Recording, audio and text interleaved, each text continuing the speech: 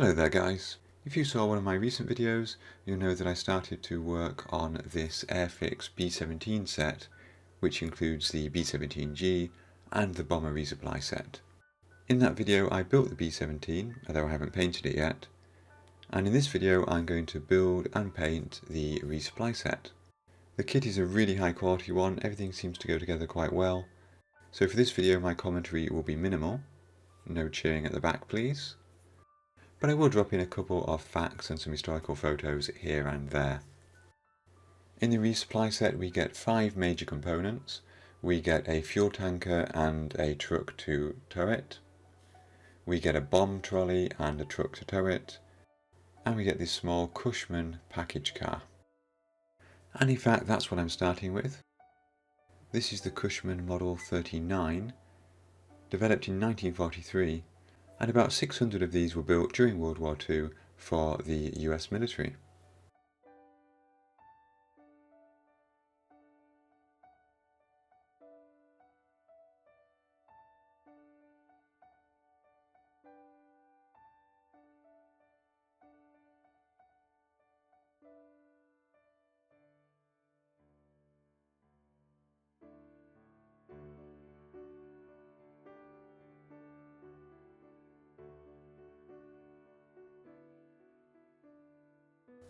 Next up is the F1 fuel tanker.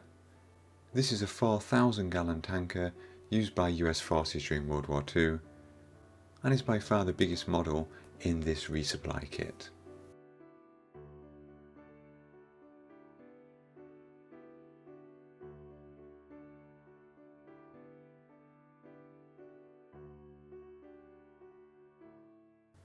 Airfix gives us a couple of options here, so we have the ability to have the front wheels down so it can rest without a towing vehicle, although I'm going to have mine towed.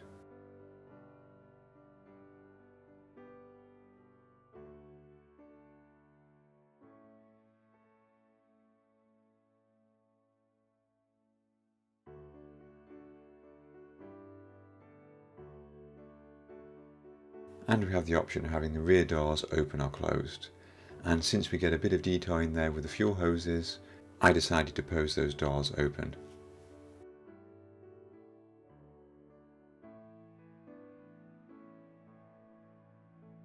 Next up for building was the Autocar U-7144T 4x4 tractor, which was used for towing things, and of course in this case it's used for towing the fuel bowser. As with all of the models in this set, this went together really well, nicely fitting parts.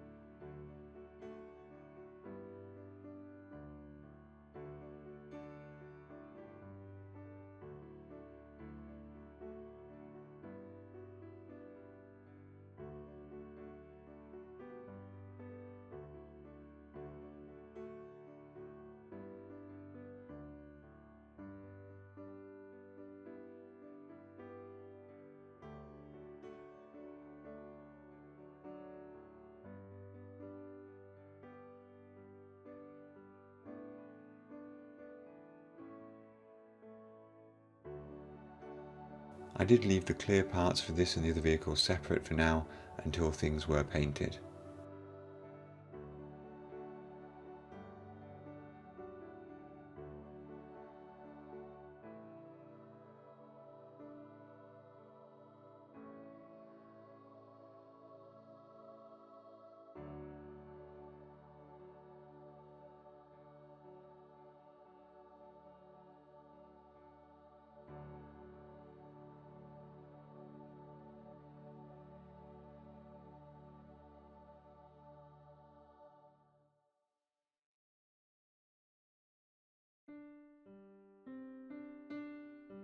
The penultimate model in the set is the M5 bomb trailer, which funnily enough is a trailer that was used for bombs.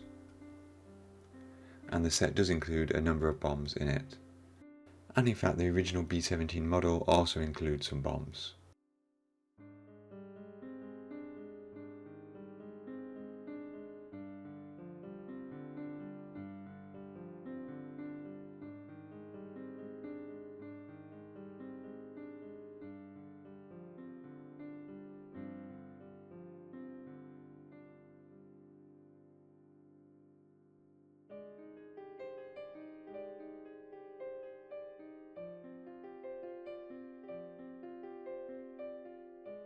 This was a dead quick, dead easy build, and that led me on to the final model, which is the Chevrolet M6 bomb truck used to tow the bomb trailer.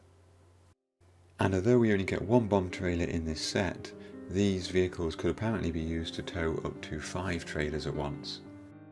I quite like this vehicle because it has a winch on the back to help load and unload the bombs from the trailers. About 7,000 of these bomb trucks were produced during World War II.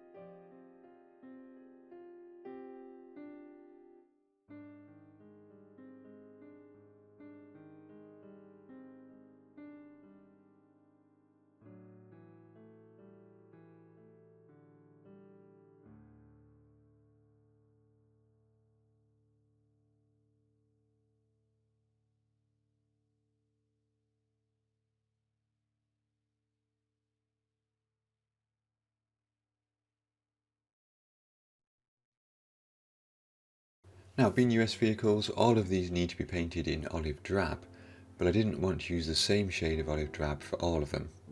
One trick I found is that olive drab seems to be quite sensitive to the colour of its base coat. I know the base coat affects all paints to a degree, but olive drab seems extra sensitive. So for a couple of these vehicles I black based them after priming them, and others I didn't. Then I used AK Real Colours No. 9 olive drab for some of the vehicles, and Tamiya XF51 khaki drab for some of the others. And then for the last one I think I had a little bit of the AK Real Colours left over and a little bit of the khaki drab left over from Tamiya, so I mixed those together and used that for the final vehicle. And hopefully the result is there's a slight variation between them, even between the fuel tanker and the vehicle that is towing it, because of course they're not necessarily going to have come from the manufacturer to the airfield as a set and then stayed as a set together for their entire operational lifetime.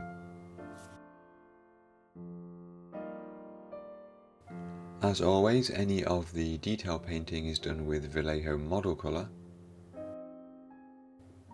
Really this is just some of the instrument panels, the steering wheels and the cushion covers on the seats.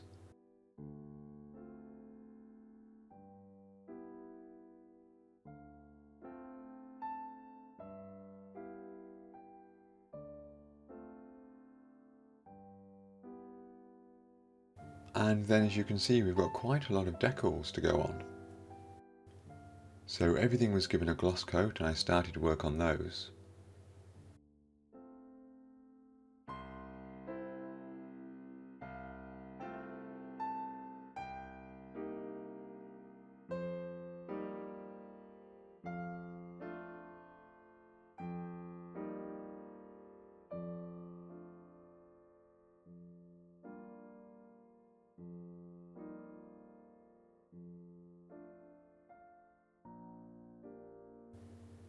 Airfix rather nicely gives us a set of numbers so that on some of the vehicles we can put the number of the bomb group on the front bumper.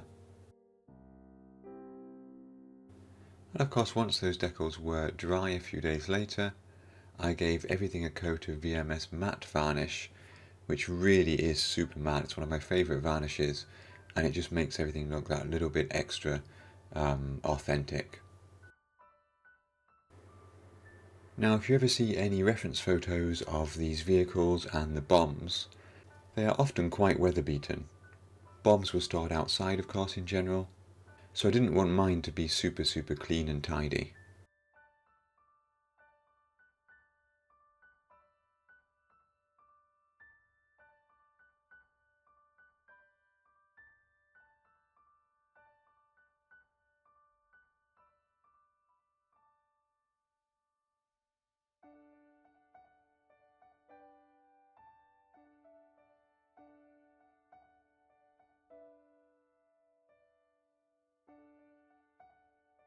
So to get that effect on mine, I simply took a dish sponge, a slightly different shade of green, and simply stippled it over all of the bombs.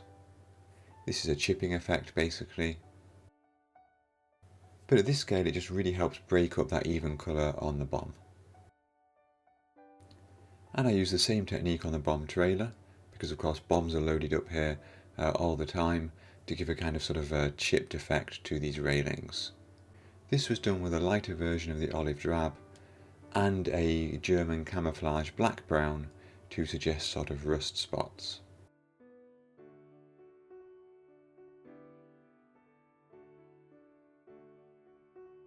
It's not really visible on camera, it's not super visible in person, but the overall effect is, I think.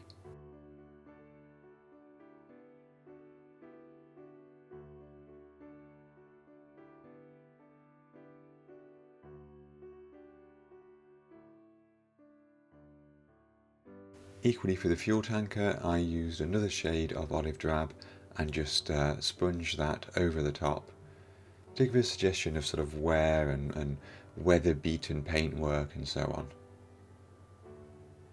And again, it's not super visible, but the effect is definitely there.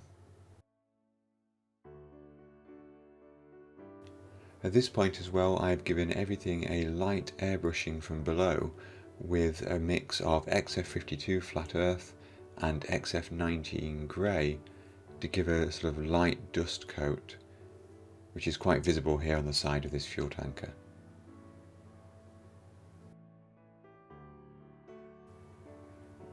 Of course, if I was imagining a different season, like a winter season, I might add a bit of black to that to darken that dust and dirt up.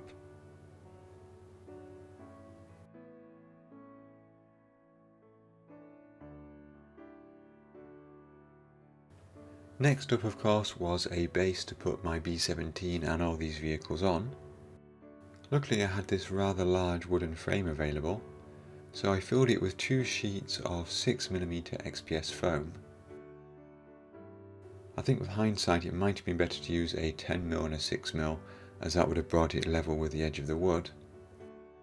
But these were PVA glued into place. My plan was to use this asphalt texture from AK, which is an acrylic paste. However, when I opened it up, it had dried out quite a lot.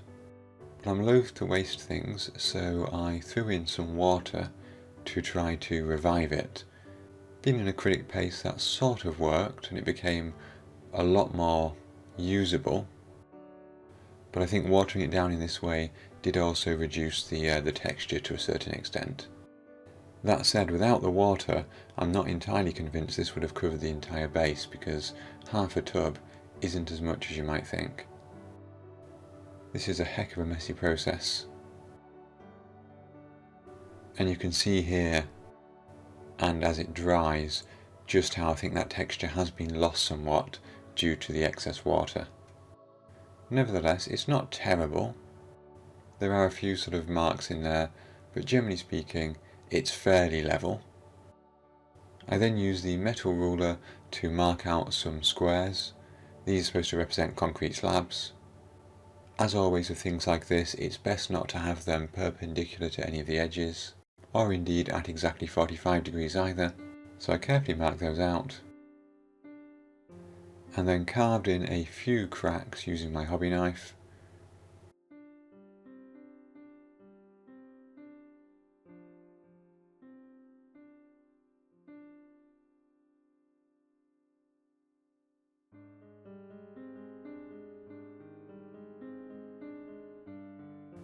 And this is the base once it's been primed, with a little bit of, I suppose you would call it, pre-shading of some obviously grey primer and then some black paint and some brown paint, which will then be painted over with a uniform grey colour, but hopefully get some of that pre-shading effect through to the surface. And here is a close-up once that grey colour has been sprayed on, and I don't think it looks too bad. I then took some Abteilung oil paint and thinned it with odourless thinner to use it as a pin wash.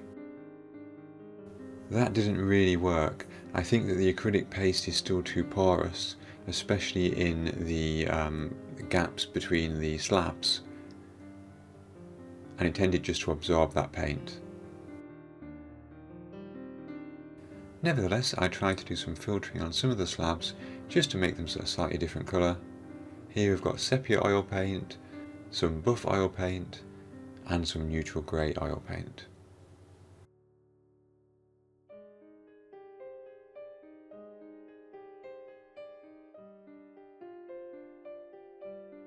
And of course a good bit of oil paint splattering effects, again to break up that surface.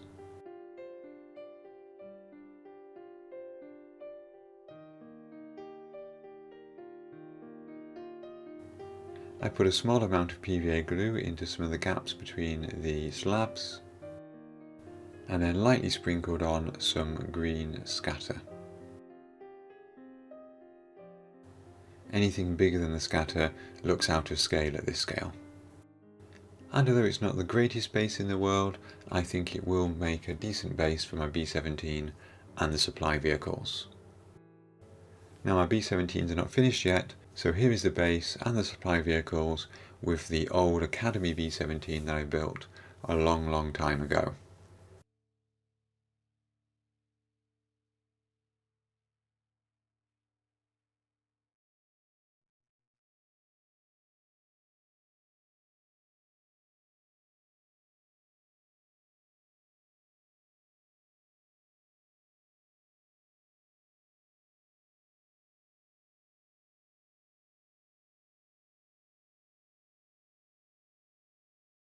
There we go guys, that was my build of the Airfix USAAF Airfield Resupply Vehicles, and a quick airfield base to display them on.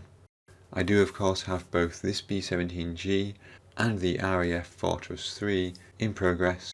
Both of them do have their paint on them now, and they will feature in an upcoming video in the not too distant future. I hope you've enjoyed this video. I would like to say thank you to all of you for watching, and extra thanks to my Patreon supporters and YouTube members for their ongoing support. It is massively appreciated. I hope to see you in my next video, and until then, have fun modelling.